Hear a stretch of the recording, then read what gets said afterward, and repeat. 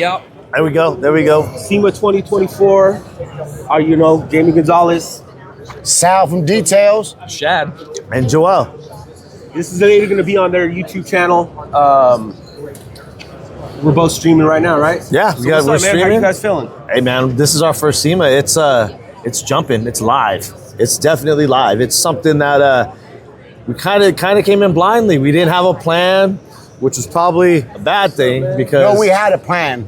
Coming here, you realize like the plan has to change. You already know, man. You've never been here before. Yeah, that plan kind of has to. That plan went out the window. You need some time to be flexible. Let's just put it that way, Yeah. because you're building relationships. You're starting to meet people, and like for instance tonight we got Rennie's party that we're going to, biggest industry networking event in the country, pretty much, right? Sure. So that's something we can't miss. So things like that we prioritize. But What's up, man? if you're networking and you meet somebody like, hey, come over here, such and such, you're making business connections. So you got to stay flexible. You got to stay open. And us being our first time and having a bit of a following, it's cool. Like seeing people stop us, say, hey man, thank you, man. You helped us with this, or actually helping people that we know in the industry but don't know personally, and talking to them and advising and just kicking stuff back and forth, man. Like the growth is ridiculous. Like that's, to us, that's been the most probably the most how do I say it? Probably the most just to us that's priceless. Yeah, for sure. That's priceless. So if you're thinking about coming to SEMA, What's up? just do it. You just got to do it. Some dude just said, "What's up?" The thing about SEMA is it's almost detrimental to have too much of a plan because it is such a flowing situation. Yeah. Things do. If you have too much structure, you're going to limit yourself to those those nuanced conversations that just come up that turn into such a can turn into such a big conversation or a big networking opportunity.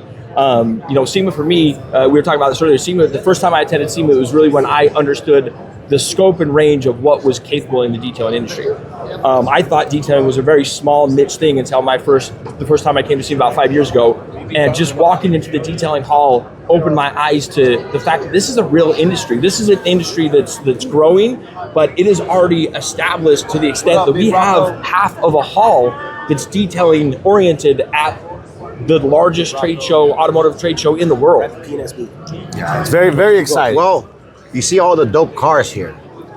Who do you think's touching those cars? You know what I mean? There's people here for that. Getting bread. Yes. Yeah. Yes. There's definitely money being made. And if you don't know that, or if you maybe feel that there may not be a future in this, or maybe I can't, because some people get into deals, like we still get people asking us, oh, so you guys, it's just a seasonal job, right? Because they seriously think that's what it is. It's like, nah, man, we've been doing this 7 years strong. Like, we're holding it down. Like, this is, and then when you tell them the amount of money you make, they're like, whoa, how are you doing that? It's like, it's a business just like any other one. But when you come here, if you have doubts about your earning potential, come here, come see what's really going on. And there's, it's exciting to see the industry and hear from other guys that, okay, we weren't here, like the conversation, we weren't here 3 years ago. Right. We weren't here, definitely we're not here 5 years ago. Where we're at now, it's a whole different game. Right, and that's what's cool is detailing is not just cleaning cars. The detailing industry is many aspects from selling products, being a product rep, to the software. The detailing industry, there's so many ways to make money. It's not just cleaning cars. And I'm not saying don't be a detailer, but don't just focus on being a detailer. Like once you perfect that, look at other ways to increase your revenue or have multiple income streams that are all detail related in the detailing industry that can maximize your bottom line without taking away from your core business. And I think that's where a lot of guys mess up, is they don't look at the vision of all the different things. It's either one or the other. I'm either a detailer or I'm a rep. I really like how you said we're not just cleaning cars, because that's a misconception a lot of people are saying. At the end of the day, we're just cleaning cars. No, at the end of the day, you're just cleaning cars. At the end of the day, we're not just cleaning cars. That shows you the mindset, and where they're kind of closed off. It's like, well, and that's kind of like an excuse to not advance. To put a cap on you. You're putting a cap on yourself when you say, oh, well, we're just clean. Like, I don't see anybody that's here, they're not just here because they want to clean cars the rest of their life. It's like, no, there's brand reps. There's people that are here that are starting their own retail store. There's distributors like linking up here. But you could clean cars for a long time. Oh, yeah. That There's guy anyone we were else. just talking to yesterday, you were talking to, he said, I only detail one car a day. And he's cool. Yeah. And he's making good money, too. Yeah. And this is a situation where, like you guys were just saying, words really matter. When you label yourself as just someone that cleans cars, you're putting a cap on your potential. You're limiting what you are believing that you're capable of. So if that's your mindset, if it's you're just a car washer, or you just clean cars, you need to get to the root of that, really understand why you're putting that cap on yourself, because you are taking care of somebody's vehicles are people's largest ancillary purchases, especially nowadays. People don't need cars. They really don't. You can Uber. There's other ways to get around without owning a car. So a car is an ancillary purchase, and it is people's largest ancillary purchase that you are hired to preserve and protect and take care of. So it's far more than just cleaning cars, but you have to get out of that mindset that you're just a car washer. If you want to be a car washing business, that's it. Yeah. Yeah, Well, if we're you here- wanna do that. You can do that. We're here. Whatever. As detailers, we're here with so many different hats. We're not just here as spectators. That's one of it. People just come here to be a spectator. Like, And that's I think that's the worst. yes. If you're coming trying here to grow your business and you're just coming No, I'll because I want to see the entertain. new product showcases, I'll entertain. Like, I'm not mad at that. that's the smallest way to look at this event. Yep. The bigger picture is we see opportunity. We see gaps in the industry that now can be fulfilled with different skill sets, and there's different niches popping up all the time as the industry grows and the complexities start to kind of take place and shape. So we love it because most of our business now is on the consulting end. So we're consulting as we're here, displaying our value of what we're capable of doing. And if you want something to grow fast, be here. Be here. Be present. Meet people. Talk to the right people. Force yourself to network. It's hard for a lot of. I've seen guys kind of walking around just kind of like. We make sure that we pull that person's. Hey, how's it going? I'm Joel. Just to get them warmed up, because you got to be in that mode. Everyone's here to network. Everyone's here, all the vendors, the other people, they're here for the most part to meet people, to talk to people, to talk to their customers and talk to their fans. So if you're having the mindset that you're like you said, if you're walking around shy and scared, you're taking the wrong approach. These people want to have conversations with you. We want people to come up to us. We want to have people ask us questions. Yeah. We want to interact with anybody and everybody, because as much as it feels good to give back and have those conversations, I gain from those conversations. Every time someone comes up and asks me a question, I learn something from that interaction. So, and like you guys were just saying, if you're coming here to see the latest and greatest, you're missing the boat. That's great. It's cool to stay on the cutting edge, but you can get that anywhere. You can get that on Instagram. You can sit in your mom's basement and Google what's the latest and greatest in the detailing industry. What you can't get is the connection, the interactions, the opportunities. You can't get that from home. That's where you have to be at events like that, and that's where you really want to capitalize and utilize things like that to further your career in the industry. Yeah, it's. I could see how guys come here, guys and gals, and anybody comes here and say that was a defining moment in our career. Because for us, That was noted yesterday. that was noted yesterday. That No, was- I can 20 see it. That was noted 24 yesterday. hours, we're going to tell you this right now, 24 hours like this, 180. Completely different. Right. We thought we were doing good, and this, like, we had our most productive day. We had the day where we made the most It's funny, right? where we made the most pivotal networking opportunities and hit home runs, because the opportunity is here. Obviously, preparation has to be there as well. You have to show out. You got to come with your A game if you come with objective. Yep. But what we're trying to say is the opportunity is here like it's nowhere else. Absolutely. But opportunity, I say this a lot. One of my favorite, one of my favorite sayings is that opportunity is often missed because it looks like it's dressed in overalls and looks like work. So as good as the opportunities are, it takes you jumping on those opportunities and making the most of them, actually interacting with people and being proactive about capitalizing on those opportunities, because no one's going to come up to you and offer you an opportunity. You have to create those opportunities, and that's where you really have to come out of your shell and be willing to talk to people and network, because that's where most people, in my opinion, drop the ball. Is they're waiting for somebody. They walk in the booth and they're waiting for somebody. I think it's going to happen. Yeah, it's going to fall in their lap. You're awesome. Let me do this. Let me give you this. That's not the case. Be proactive. The worst case scenario is someone's going to say no, or you're not going to get the reaction that you want. But move on and find that opportunity in a different situation. But you have to be willing to do the work to capitalize on the opportunity. Yeah, because everybody's here with pretty much overall the same mindset.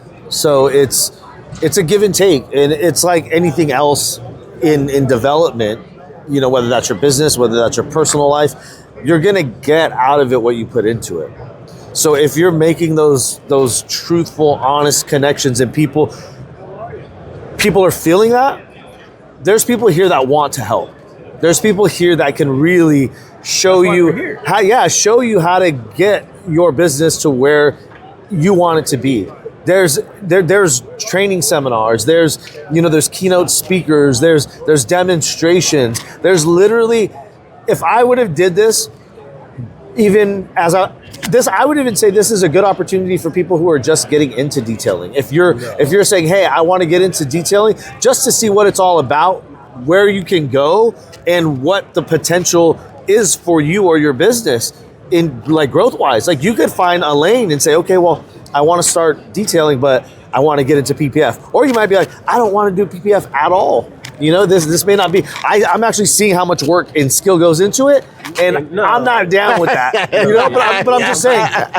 I'm just saying, if there was something that there's a lot of liability when it comes to that too. Yeah, but there's people here that you could talk to about it. And this is a small portion. What you see here is a small portion of what SEMA is. Back to what Joel was just saying. Like, if you're coming just to even network or see the latest and greatest, again, there's another thing you're missing. Up above these showroom floors are conference room after conference room after conference room of educational seminars, free education that you can go and learn how to improve your business, learn the business skills that you're lacking, learn network or marketing, learn the things that you don't have in your business. So don't come and just hobnob. Come and actually learn. You have to do some pre-planning for that. But what the first 2 years I was here, most of my time, half my time was spent on the floor, half my time was spent up in those rooms learning and taking notes and learning the things that I was missing in my business and what I needed to improve upon. Talking to the pros, this is not your first rodeo here at SEMA.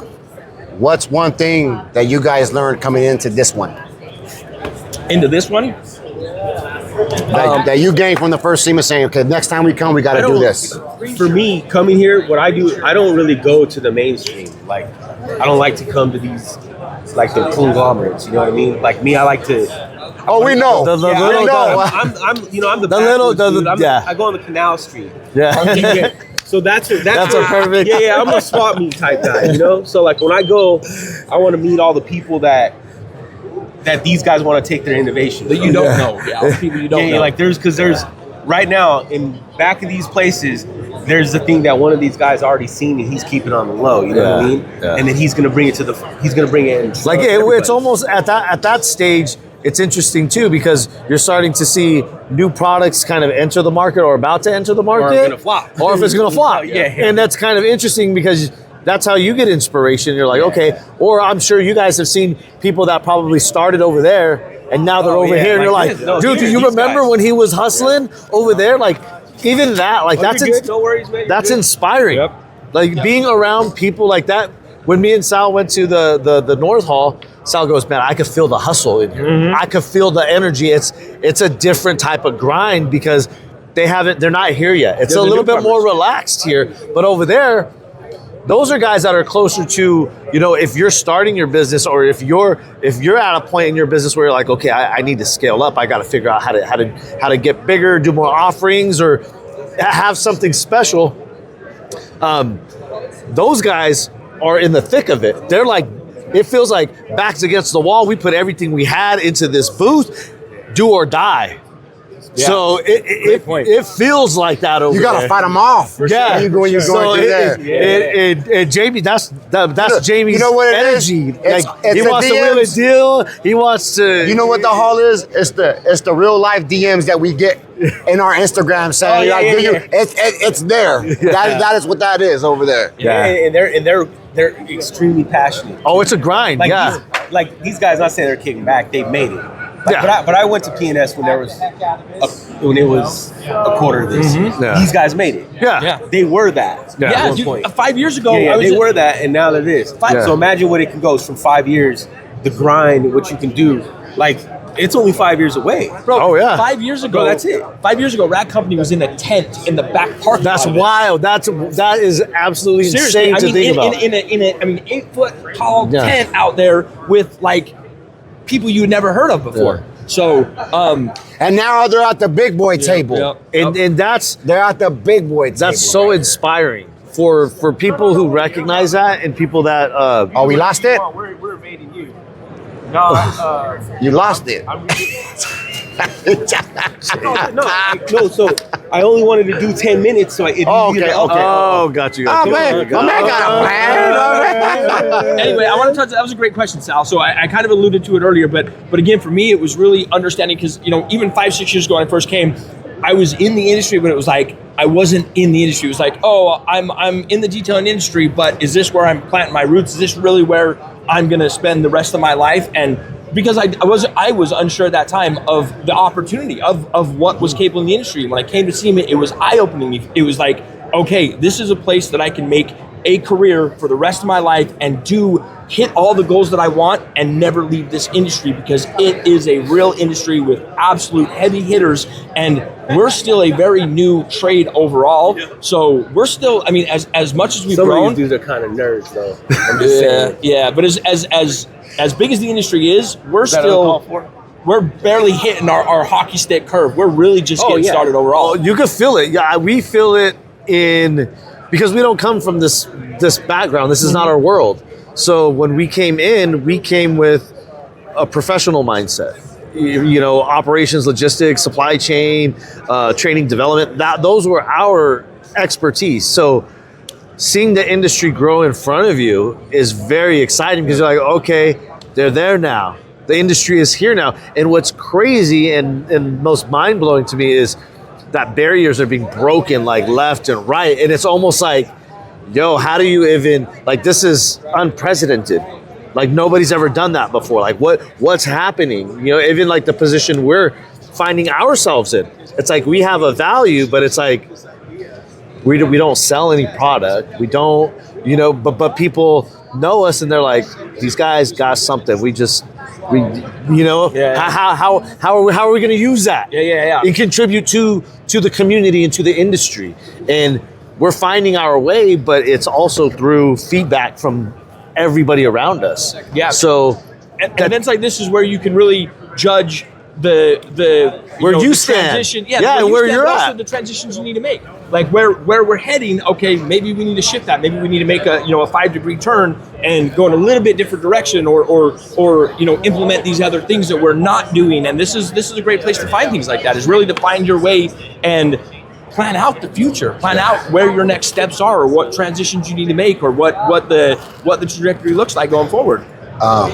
Just sitting at this table, I know coming next time I have to step up my watch game. Just off the top, man. Oh no! But hey, I'm gonna tell you, so right off the bat I've been in the game for like 15 years, so I could see the change. Yeah. Because I initially got into the business because I have a problem with authority. With authority. Right? Nah. That was my right? That was the main thing. So I came in not the business mindset. Yeah. It was like, yo, I'm not listening to these motherfuckers. I'm gonna do me. So I've changed. Yeah. So let me ask you this, Jimmy. So you came in without the business mindset. When you developed that, when you realized, all right, I got to start looking at this as an actual business and treat it that way, is that when you saw a real transition in your I would say success? when I came, one of my first SEMAs. Open your eyes. 10, 12 years ago. So that's when it switched? That's when like, it switched. I'm doing this wrong? Yeah, and me, I was looking at it at just a selfish standpoint. Mm-hmm. I was thinking but coming to not even, what other one, which one did I go to? MTE. No, I didn't go to MTE. It was man, maybe it was just a car show and I just seen like a chemical company there. And I'm like, oh man, like I can do that. We can do that. Yeah, I don't know, man. It was about, this is what changed me though. Yeah, Like creatively, it's very inspiring for me. We do a lot of things that are not like in the norm, like for the industry and how we like to approach things. And for me, events like this spark a lot of creativity because you may be talking to somebody who develops air fresheners, or you may be talking to somebody who makes a PPF film, or somebody who's a specialist in body work, or somebody who's, in a high position of the IDA, or there's a big spectrum of people and just so much information that you can just grab that's in your grasp. And the willingness to help is fantastic. Everybody's taking time. I was really surprised on how much time people are giving us, because you would think, oh, everybody's busy. This and that. Like they're very. I think everybody understands that everybody's here to learn. So when it's not like they're just like, oh. I think to people that are working the show, I tip my hat because it's a lot of work. Yeah. A lot of greeting, a lot of engagement, a lot of questions asking, a lot of product knowledge being thrown out, a lot of everything, advice. So for us, we're soaking all that up, man. Yeah. We're soaking all that up because we understand that information is all value. Yeah, and you made a really good point. Is like the business knowledge that's here, the knowledge on processes, procedures, and operation. Like it is in spades. And don't think just because you don't plan to do PPF that you shouldn't go talk to the PPF people, because you can still learn things that you can implement in your business. It might not PPF, but these people, these are real companies that have real corporate structures that are playing at a very high level. So just because you don't plan to add a service, don't worry. So don't avoid having those conversations and that networking opportunity, because you can still learn something that's impactful in your business or just even in your life. Yeah, just get out of that comfort zone. Yeah, I tell people when we both talked to our wives, and we were just like blown away. We just said, because we're always about productivity, progression, and when we make those big steps, we make sure to praise that time, and because so often we achieve things and there's a time to do it, and then there's a time where it's like, okay, I got to go to the next thing. I got to keep it moving. But this time away from the studio, from the clients, it's just our focus is here. So now at the end of the day, we reflect on, okay, what were the wins today? What were the takeaways? What were the things that we learned? What are the things we need to improve on? Is somebody doing something better that we can put into our business? And yesterday was just crazy. Like we measure productivity every day, no matter what it is that we're doing. Whether it's the people we meet, the people that we touch, the meetings that we have, the differences that we're making for other people that we've just talked to, or whatever it is, even the amount of people that recognize us. It's like, okay, we have this going on, this going on, this going on, and this going on. That's a good day. Yeah. That's a good day. And to have that much productivity in one day, like that's a lot. It's almost overwhelming to be like, whoa, this is like a year's worth of productivity and engagement and opportunity and networking that we crammed into one freaking day. Yep, like absolutely. it's that fucking but also you have to go in with that intent. We came here, like when people are like, oh, you're gonna go to SEMA, your first SEMA? Oh, are you excited to see this? It's like, not really. I'm excited for the people. Yep. That's why I'm here. Yep. I'm here for this. I'm here for this. I'm here to see what's going on. I want to pick somebody's brain who I like, or I want to, that their business model is working for them. I want to see how they got there. This is your opportunity to do it. And it's not like anybody's untouchable, which I love.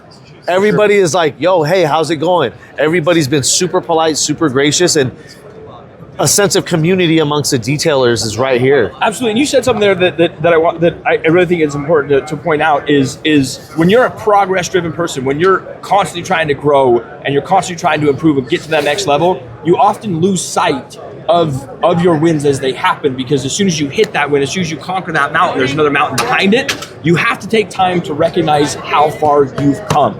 It's not. We're all trying to get somewhere, especially if you're a progress-driven person. We're all trying to get somewhere. But when you're only focused on where you're going, you often forget how far you've come, and you get caught constantly chasing that carrot and putting off happiness and putting off those moments of reflection of saying, "Man, I did it. I did the thing. Yeah. I've hit a new level," because you're trying to get to the next level. And it's so important to stop and really reflect on how far you've come and not just chase where you're going. It's important to keep going, but give yourself that praise when you hit those points, and really reflect on and appreciate those wins as they come. Yeah, we ran into guys. Oh, go ahead. The losses are coming. Let's be real. And there's going to be a lot of people that tell you how you lost, and no one's going to be there to celebrate the victories for you. So you got to pat your own back. You got to do that. You got to toot your own horn. You in got to this be one. you have to be your own biggest cheerleader, 100%. And we found out also just being here, because we have friends that are kind of doing different things that in their business where they're developing, and they may be showing at the show, and there's that uncertainty and there's that stress level. But at the same time, like, our responsibility as friends, as colleagues, as people in the industry, to support them. Like, hey man, look where you're at. Like, Shad may be running around crazy, all, like he's on a schedule, this and that.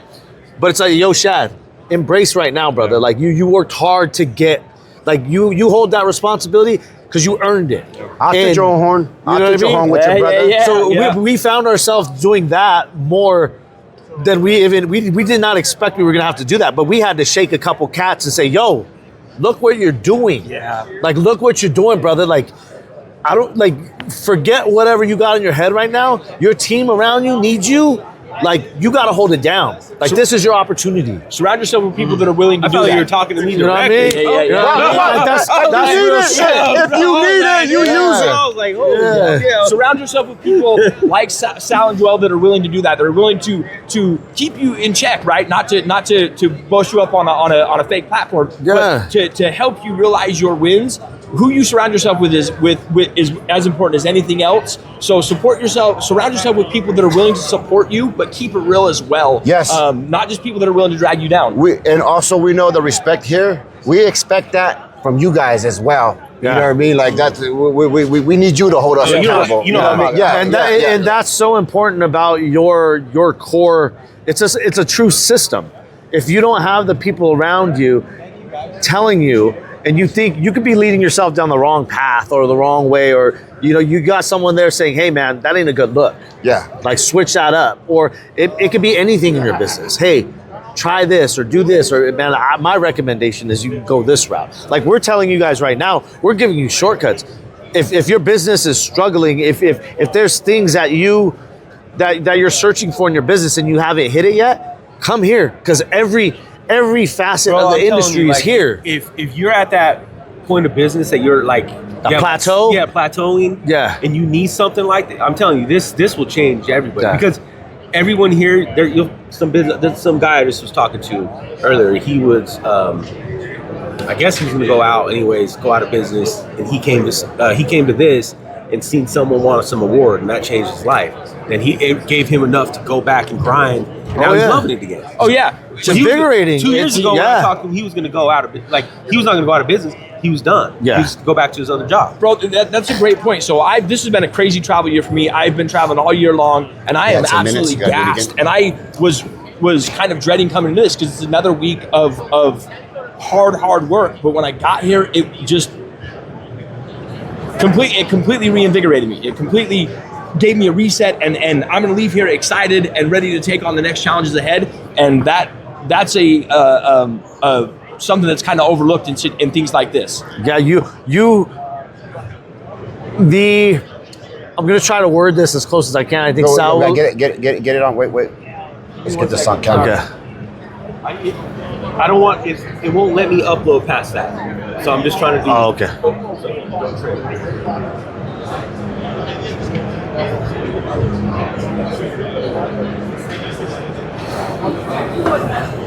One second.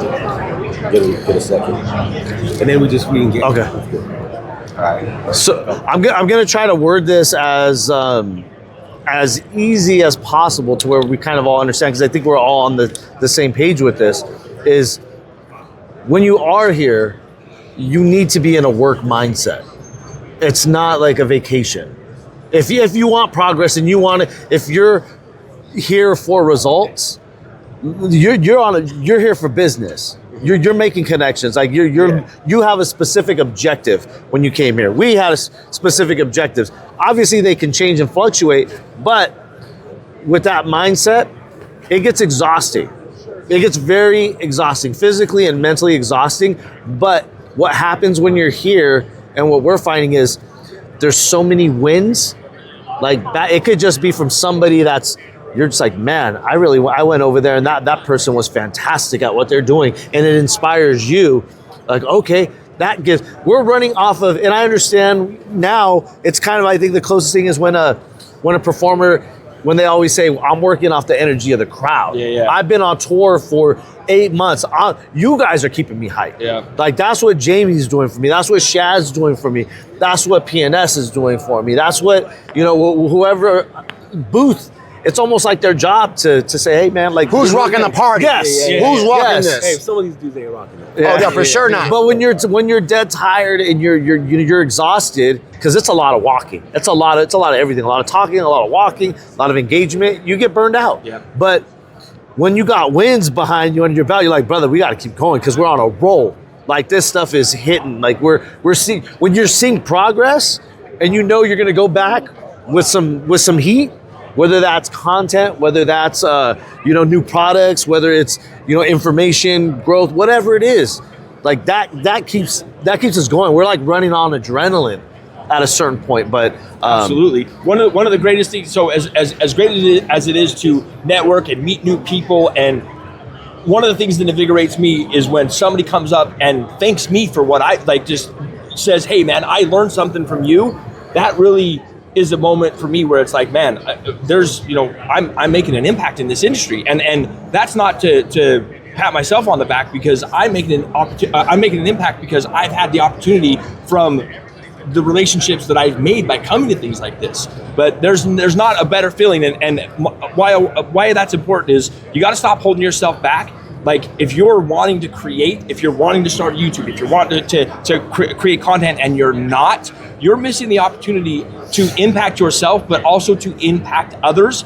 Because even though information's been said over and over and over, the way you present it, the way your style might hit somebody that needs it in the right time that they need it. So just stop holding yourself back, because you have an opportunity to make an impact with people that are in the place that you are, or that you used to be. Even if you're just new in this journey, if you're a year into this, there's somebody that's just starting that could use the information that you have and the way that you present it.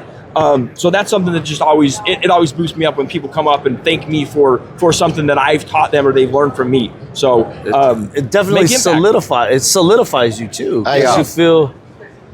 I think we gave the people a lot what they wanted to hear. We just shut this thing down. Let's go. You know what I mean? I'm hungry anyway.